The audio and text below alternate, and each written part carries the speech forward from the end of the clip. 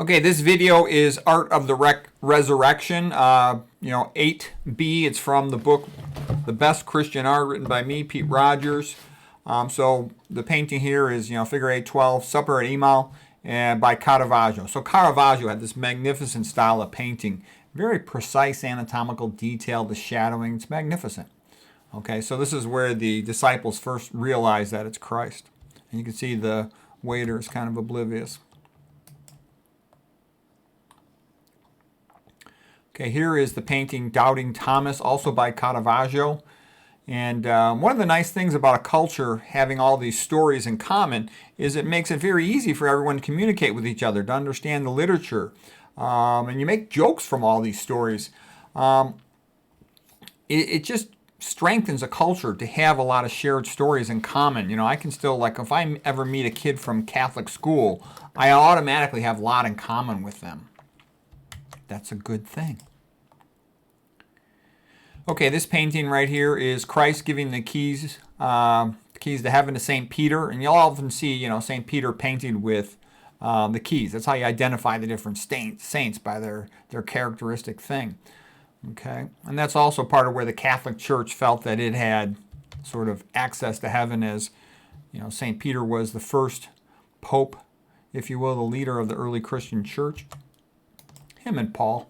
Okay, here is a different painting. This one's by Perugino, and I forgot to mention, who was that last one by? This last one by Nicolas Poussin, 1640.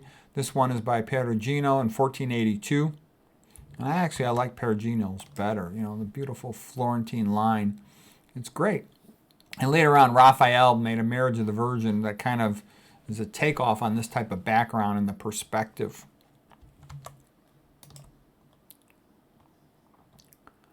Okay, this painting here is the Ascension of Christ into Heaven.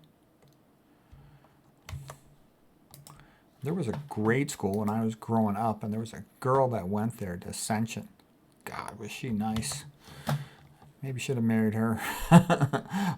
Anyways, this is Ascension into Heaven. Beautiful painting by John Singleton Copley, the American painter. Oops. Okay, let me get back to that. 1775 that was from.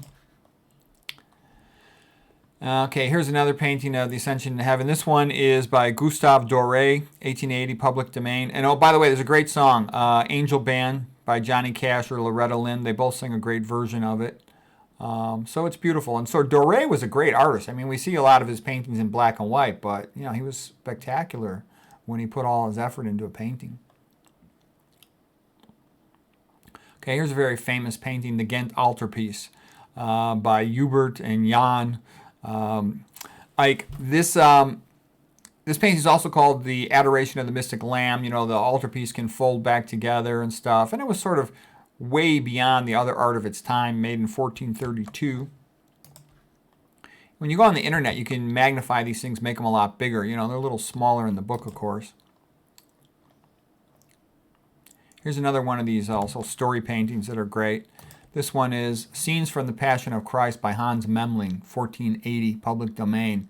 And again, this, the medieval point of view, it put everything together for this, for the people of the town. It does a community a lot of good to have shared things in common, shared holidays, shared stories that they all know. It unifies a people, makes them stronger, makes them happier. Okay. All right. Now here is St. John the Apostle of Christ, author of the Gospel according to John at Patmos. And he wrote the book of Revelation. And a lot of the best books are written by people when they're in exile of some sort. So he was exiled to the island of Patmos. And, examples of great books written by people in exile. Thucydides had been sort of fired from his job as like an admiral general in the Athenian army during the Peloponnesian War between Athens and Sparta. And so he wrote a history of the Peloponnesian War, and it's an awesome book, one of the greatest history books of all time. And he said that at the time when he wrote the book, this is not just entertainment for the hour. This is to be lifelong insight into the truth of how men behave. Cicero translating Greek books into Latin. St. Paul writing books for the New Testament. St. Augustine writing The City of God, at the time when Rome was kind of going down the tubes, being sacked and crushed. Boethius writing Consolations of Philosophy in prison, Dante's Divine Comedy written while he was in exile, poor Dante from Florence, and lots of other good books. Voltaire wrote English letters when he was exiled from France to England. It kind of goes on and on, but that's a very common theme, okay? In a sense, I'm kind of exiled from medicine in a sense because it doesn't welcome nutrition, epidemiology, toxicology. But anyways, lots of great books are written in exile. That's something to remember. So often when you hear that author who's sort of an outcast, they're the best author because they're able to see things from more than one perspective versus conventional authors like university authors are usually a joke. Okay, opening of the fifth seal from the Book of Revelations, painting by El Greco in 1650. I like the song Jesus Is All Right With Me, the Doobie Brothers. A little bit of a crazy song, but for some reason it seemed to go with that. Oh, other good songs. John the Revelator, that's the best song about Revelation, really. Jubilant Sykes, he has a great voice. He really should be better known. Jubilant Sykes, if you look him up, Jubilant Sykes, John the Revelator, it's an awesome song. The Revelation song by Guy Penrod is a fantastic song. I love that song, but I almost think of it as more of a, the Passion of Christ than the Revelation song. So Guy Penrod, awesome song. My Jesus, Ann Wilson, very good song. More recent song. Different kind of song. Okay, here is the Four Horsemen of the Apocalypse. This one was painted by a Russian, Viktor Mikhailovich Vaznetsov. Like I was saying, they had a lot of good artists in the 1800s. The Four Horsemen of the Apocalypse. The white horseman right here is for conquest, pestilence, and plague. The red one is possibly for civil war. This guy here on the red horse. Black, this one here is for famine. He's got the scales to weigh the rationed food. And then the pale rider here, death, which supposedly was going to take 1/4 of the population. If you pay attention to prophecy, I can tell you, if you look at the stones, the ones in Georgia, they prophesize that 93% of the population shall be gone. I don't know the exact day, maybe by, what are they saying? Some say by 2030. I don't know for sure if that's going to happen. I hope not. Okay, here's a line from the Bible, Revelations chapter 6, verses 1 through 8. When the Lamb opened one of the seals, and I heard one of the creatures saying with a voice like thunder, "Come and see." And I looked, and behold, a white horse. He who sat on it had a bow, and a crown was given to him. And he went out to conquer. Okay. Another horse, fiery red, went out, and it was granted to the one who sat on it to take peace from the earth. And there was given to him a great sword. You got a big sword there. And then there was a black horse, and he who sat on it had a pair of scales in his hands.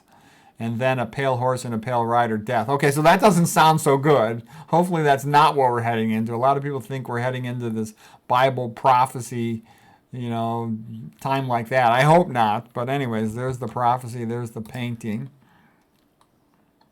Okay, here's the wonderful painting of Thomas Cole, The Course of Empire. He made these in 1836. He's like part of the Hudson River School in America. He's a fantastic painter. And this was the consummation of empire, when people really have it great. They have their act together, and they sort of celebrate their traditions. They enjoy their time together. People are well behaved. It's beautiful.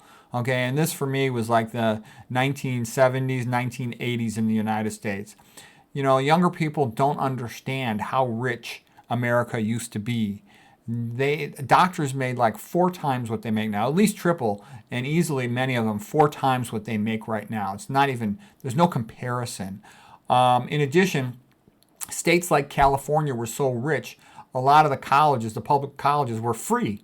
Okay, I was around then. Okay, I saw it. Ronald Reagan was the president. Was like the governor of California.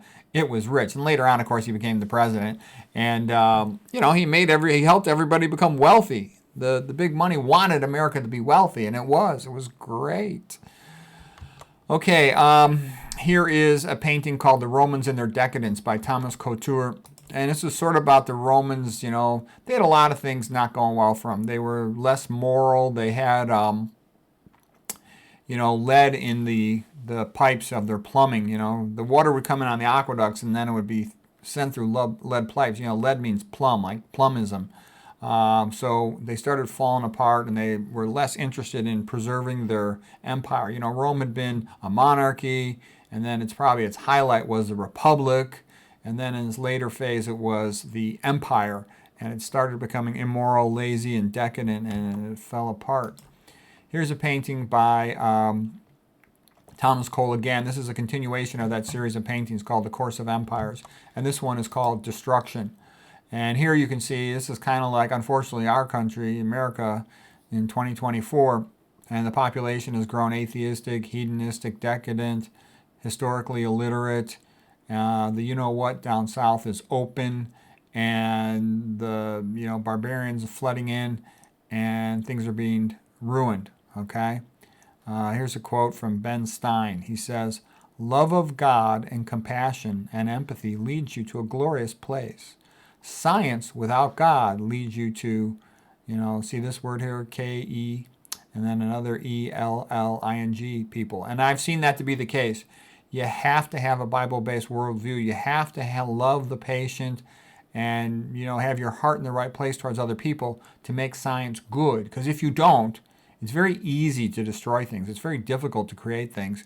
So you just have to have it right. Otherwise, it all goes to the money, unfortunately. Here's a quote by T.S. Eliot, the writer, sort of an American who became an Englishman. And he did a couple good things. T.S. Eliot, "If you will not have God, and he is a jealous God, then you should pay your respects to Stalin." Okay, yeah, that's exactly true.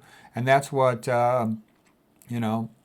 Alexander Solzhenitsyn said. The reason all this happened, 65 million Christians were, gotten rid of by the Soviets, it was because men had forgotten God. And you look at the Old Testament, it's a perfect example.